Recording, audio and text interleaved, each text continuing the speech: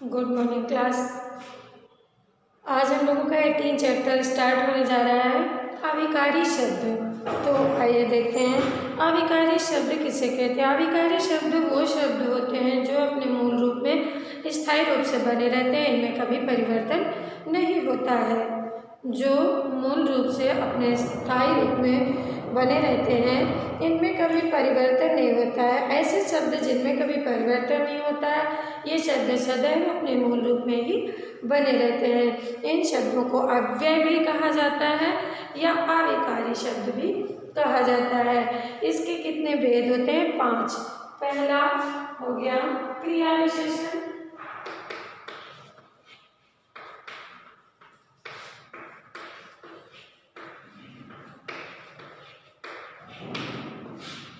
क्रिया विशेषण। दूसरा है संबंध बोधक।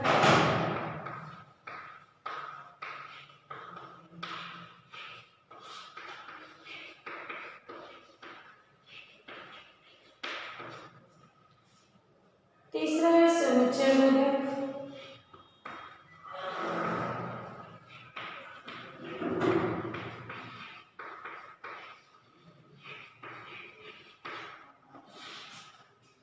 चौथा है विस्मयादि बोधक।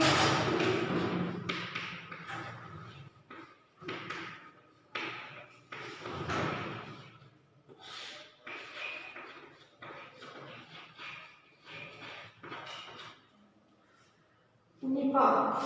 पांचवा है निपात। तो ये हो गए अविकारी शब्द के भेद। क्रिया विशेषण, संबंध बोधक, समुच्चय बोधक, विस्मयादि बोधक, निपात। तो आइए एक एक का परिचय हम आपको देते हैं। क्रिया विशेषण सबसे पहला हमारा क्या है? क्रिया विशेषण। तो क्रिया विशेषण किसे कहते हैं? सबसे पहले हम लोग पढ़ेंगे क्रिया विशेषण किसे कहते हैं। क्रिया की विशेषता बताने वाले अविकारी शब्दों को क्रिया विशेषण कहते हैं। जैसे मोहित बहुत पढ़ता है, तो क्रिया विशेषण क्या हुआ? क्रिया की विशेषता बताने वाले शब्दों को क्रिया विशेषण कहते हैं। जैसे मोहित बहुत पढ़ता है, तो पढ़ता है क्रिया है और इसकी विशेषता बता रहा है बहुत। ठीक है, तो ये हो गया आपका क्रिया विशेषण। ये आपका क्रिया विशेषण हो गया। तो इस प्रकार से क्रिया की विशेषता बता रहा है कि मोहित कैसे पढ़ता है? बहुत पढ़ता है। दूसरा एग्जाम्पल है यहाँ पर, मधु बहुत पढ़ती है, बच्चे बहुत पढ़ते हैं, शेर यहाँ बैठा है। यहाँ क्रिया विशेषण, शेर स्थानवाचक क्रिया विशेषण होगा। शेर यहाँ बैठा हुआ है, शेरनी यहाँ रो रही है, जानवर यहाँ बैठे हुए हैं। इस प्रकार से हम क्रिया विशेषण तो समझ गए। आइए अब आगे हम लोग पढ़ते हैं क्रिया विशेषण के भी भेद होते हैं। तो क्रिया विशेषण के 2 भेद होते हैं। एक तो रचना के आधार पर क्रिया विशेषण, दूसरा अर्थ के आधार पर क्रिया विशेषण। इसके 2 भेद हैं।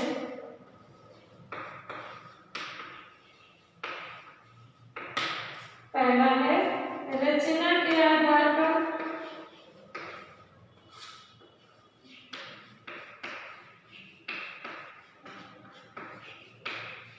और दूसरा है अर्थ के आधार पर, यानी अर्थ की दृष्टि से। तो आइए देखते हैं। सबसे पहले रचना के आधार पर, फिर हम देखेंगे अर्थ की दृष्टि से। दोनों भेदों को हम विधिवत पढ़ेंगे, अर्थ के आधार पर और रचना के आधार पर।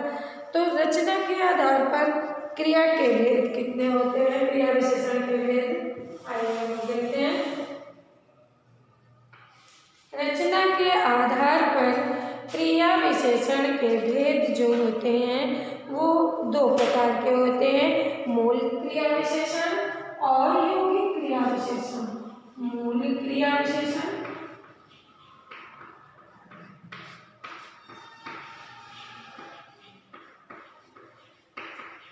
और यौगिक क्रिया विशेषण।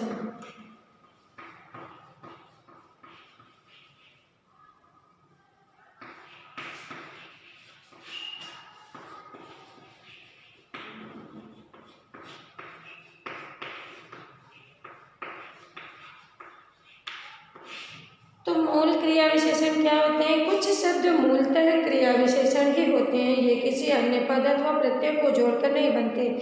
ऐसे शब्द मूल क्रिया विशेषण कहलाते हैं, जैसे आज, कल, ऊपर, यहाँ, वहाँ, नीचे, लगभग आदि। आज, कल, ऊपर, नीचे, लगभग, यहाँ, वहाँ आदि ये मूल है। द्वारा, सदा, तो, चाहे आदि ये मूल क्रिया विशेषण है। दूसरा है आपका यौगिक क्रिया विशेषण। कुछ क्रिया विशेषण किसी शब्द में प्रत्यय अथवा कोई अन्य शब्द जोड़ने से बनते हैं, जैसे घर, घर 2 शब्द हो गए, धीरे धीरे 2 शब्द हो गए, सांझ सवेरे, सुबह शाम। हाँ, तो ये यौगिक है, यौगिक क्रिया विशेषण है।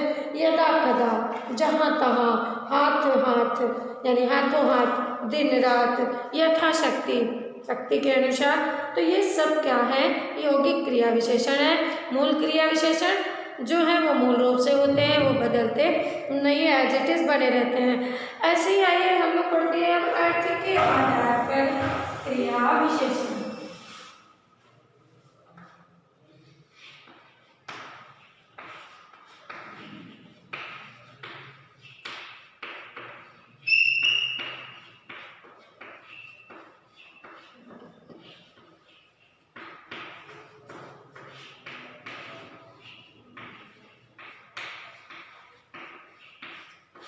अर्थ के आधार पर क्रिया विशेषण के प्रकार कितने होते हैं?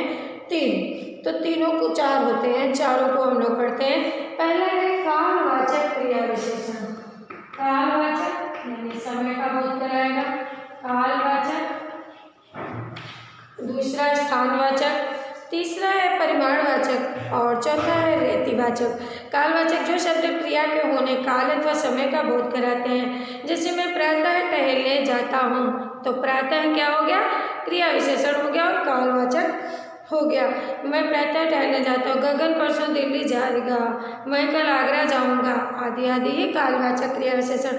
स्थानवाचक जो शब्द क्रिया के होने के स्थान का बोध कराते हैं, क्रिया किस स्थान पर हो रही है उसे स्थानवाचक कहते हैं। जैसे फल वाला यहाँ पर आएगा, बंदर ऊपर बैठा है और उधर नदी बह रही है, सामने पहाड़ी है, इधर किधर, बाएं दाएं और इस तरफ उस तरफ, उस जगह आदि। काल स्थानवाचक हो गया। परिमाणवाचक जहाँ परिमाण मात्रा का बोध होता हो, वहाँ जैसे रघु बहुत रोता है, परिमाणवाचक। मीरा धीरे बोलती है, बच्चे खूब खेलते हैं, कंचन कम बोलती है, जरा खिसक कर बैठिए, अन्य, मात्र, प्रायः, कुछ, लगभग, जरा सा आदि। ये सब क्या है? आपके परिमाणवाचक क्रिया विशेषण है। रीतिवाचक क्रिया विशेषण क्या होते हैं? जो शब्द क्रिया करने के ढंग का बोध कराते हैं, जैसे धीरे धीरे, शीघ्र, ध्यानपूर्वक, हाथों हाथ, सुखपूर्वक, अवश्य, निसंदेह, वस्तुतः, कदाचित, अक्सर, क्यों, किस लिए, न, नहीं, मत, कब, कहाँ, क्यों, कैसे, धड़ाधड़, चुपचाप, सरासर, अचानक, एकाएक, सहसा आदि। ये हैं आपके रीतिवाचक क्रिया विशेषण। ठीक है, जहाँ पर रीति का ज्ञान हो वहाँ रीतिवाचक क्रिया विशेषण होते हैं। विशेषण और क्रिया विशेषण की पहचान। हमने अभी क्रिया विशेषण पढ़ा। अब हम लोग देखिए ये कितने प्रकार के होते हैं? कालवाचक, स्थानवाचक,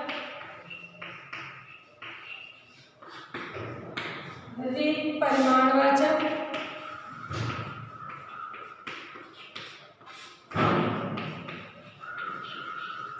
और रीतिवाचक।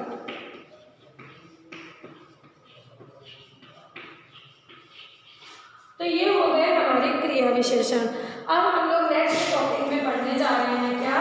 विशेषण और क्रिया विशेषण में अंतर क्या होता है। तो आइए पढ़ते हैं विशेषण और क्रिया विशेषण में क्या अंतर है। विशेषण तथा क्रिया विशेषण में अंतर पता करने के लिए उस शब्द के साथ क्या लगाकर प्रश्न पूछते हैं।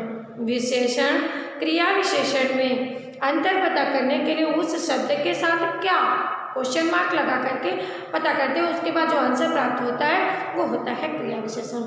ठीक है, जैसे साधना सुंदर गाती है, साधना सुंदर गाती है। तो क्या गाती है? गाना। गाना ही तो गाएगी। क्या गाती है? गाना। तो सुंदर क्या हो गया? विशेषण। और क्रिया विशेषण क्या हो गया? सुंदर। सुंदर विशेषण निष्कर्ष निकला और सुंदर क्रिया विशेषण, यानी गाती है क्रिया हो गया, ठीक है, और सुंदर हो गया विशेषण, और गाना क्रिया की विशेषता बता रहा है, तो ये हो गया आपका क्रिया विशेषण। समझ में आया?